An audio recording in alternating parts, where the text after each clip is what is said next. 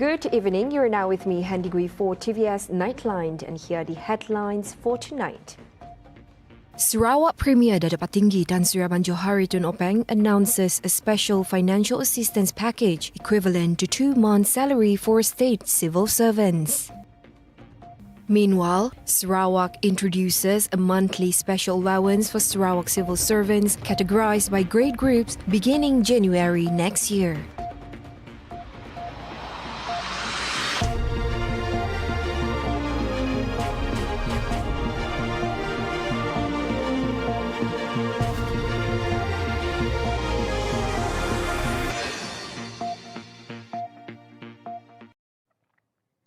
Sarawak Premier Datuk Patinggi Tan Sri Abang Johari Tun Openg announced a special financial assistance package equivalent to 2 months' salary for civil servants. Scheduled for payment in December, Abang Johari said the initiative reflects the Sarawak government's appreciation for the state's achievements throughout the year. The total financial implication is estimated at RM190 million. Sebagai tanda penghargaan terhadap sumbangan dan komitmen anggota Perkhidmatan Awam Sarawak, sukacitanya saya mengumumkan pemberian bantuan khas keuangan sebanyak 2 bulan mengikut gaji pokok terakhir bulan November 2024. Kita juga, Tan Sri Datuk Mas Speaker, berterima kasih atas sumbangan anggota Perkhidmatan Awam Persekutuan yang berkhidmat di Sarawak. Bagi menghargai jasa dan khidmat bakti mereka, saya juga ingin mengumumkan bantuan khas kewangan sebanyak RM700 seorang secara one-off yang akan dibayar pada suku pertama tahun 2025. Meanwhile, the Sarawak government introduced a monthly special allowance for Sarawak civil servants categorized by grade groups set for implementation in January next year. During his winding-up speech at the Sarawak State Legislative Assembly this evening, Abang Johari announced that this initiative will complement the Public Service Remuneration System SSPA adjustments implemented by the federal government.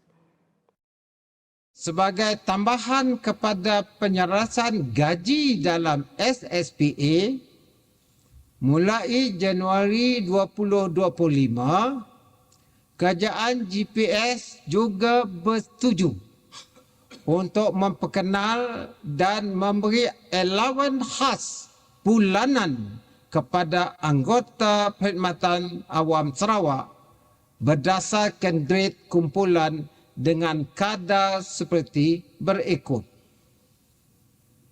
RM400 bagi kumpulan pelaksana grade 1 hingga grade 4, bermakna tambah daripada SSPA. RM500 bagi kumpulan pelaksana grade 5 hingga grade 8. RM600 bagi kumpulan pengurusan dan profesional grade 9 hingga grade 15, dan kumpulan pengurusan tertinggi akan menerima allowance khas sebanyak RM700. Now, Sarawak continues to demonstrate fiscal discipline and innovation through its alternative funding initiative, reinforcing the state's commitment to sustainable development and economic resilience. Abang Johari highlighted that the state has collected RM18.6 billion from the Sales and Services Tax SST on petroleum products, further strengthening its financial capacity. So I wish to remind my friend yang berhormat for Padungan not to create unnecessary fear for the future of Sarawakian, as we have established our Sarawak Sovereign Wealth Future Fund.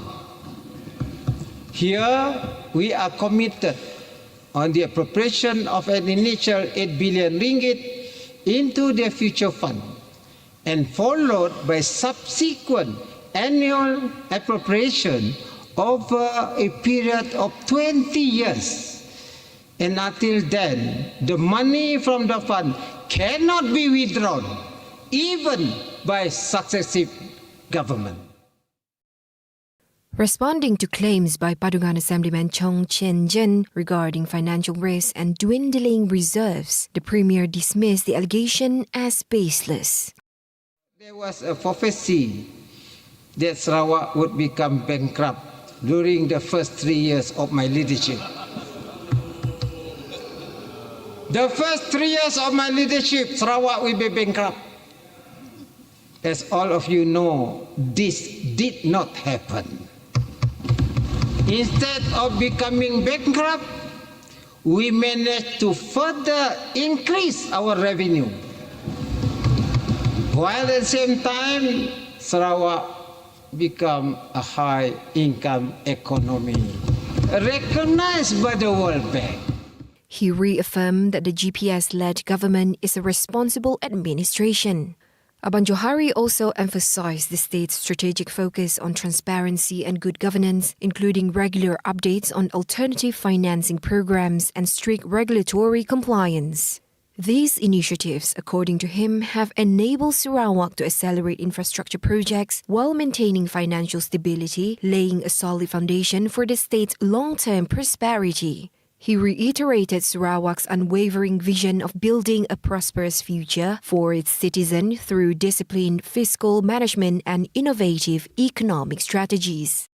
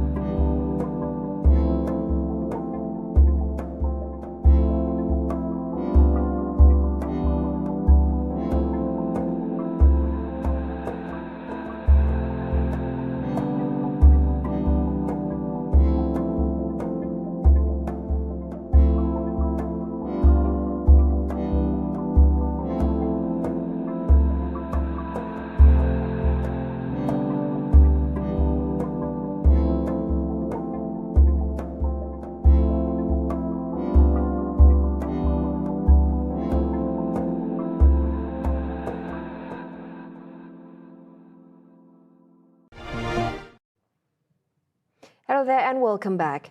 The YP Exchange Sarawak Chapter 2024, which closed its curtains yesterday, had the goal of empowering and boosting economic competitiveness among Bumiputera entrepreneurs in Sarawak. Themed Yielding Potential, Accelerating Tomorrow's Leaders. The program gathered over 100 youth participants, including entrepreneurs, startup founders, and Bumiputera business owners in Sarawak. Here's their feedback on the program. You can learn coding one, or like what our speaker said earlier on, you can leverage on AI. You have to be on top of the trend. But there's not much of skills available in Sarawak to meet this demand. And I think that's very crucial, because if you want to fight with the slides that were shown yesterday, Singapore at expert and high performing level, we have a lot more to catch up on, and certain industries require certain people. Meanwhile, for Alias Iskandar, he goes by the principle ASKS. A-S-K. Ask. To those who know Anggo, ada faham lah. Number one is your attitude. Number two is your skill. And number three is knowledge. So at the end of the day, when we try to penetrate new markets and we want to go into new innovative sort of markets, we have to understand what the sort of correct attitude when you enter market. What sort of skills then you need to engage, and lastly the knowledge. Some people say, I have a certificate in this, I deserve to penetrate this market. But if you have the wrong attitude, you might not be able to enter that. The National Registration Department, NRD, is in the final stages of procuring a new enhanced MyCard to replace the current version. Deputy Minister of Home Affairs, Datuk Sri Dr. Shamsul Anwar Nasara, announced that the upgrade will incorporate advanced security features to align with the latest technological developments. Gantian kad pengenalan struktur baru ini adalah bertujuan untuk pastikan kad pengenalan yang bakal dikeluarkan oleh Jabatan Pendaftaran Negara ini kepada rakyat Malaysia mempunyai ciri-ciri keselamatan yang tinggi, selamat dan dipertingkatkan selari dengan perkembangan teknologi keselamatan terkini, serta bagi membendung sebarang insiden dan percubaan untuk memalsu dan menyalahguna kad pengenalan yang menjadi dokumen pengenalan penting dan utama bagi Malaysia. He revealed that the next generation MyCard will be made from high-grade polymer and polycarbonate materials and will feature a security chip with larger storage capacity.